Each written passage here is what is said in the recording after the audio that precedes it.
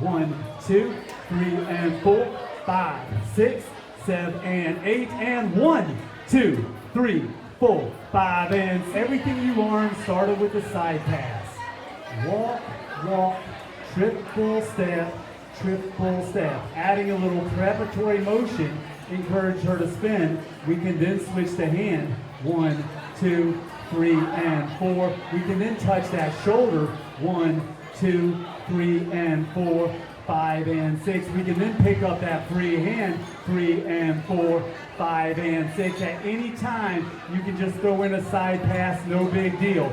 We can also cross on 4, going 5, 6, throwing the hands into her hip, spinning around. We can also go 1, 2, 3, and 4, 5, 6, catching her.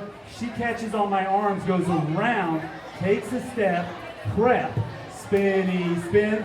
Everything you learn from the top to bottom looks like this. It goes 1, 2, 3, and 4. Switch the hands. 1, 2, 3, and 4. Shoulder catch. 1, 2, 3, and 4. 5, and 6. 1, 2, 3, and 4.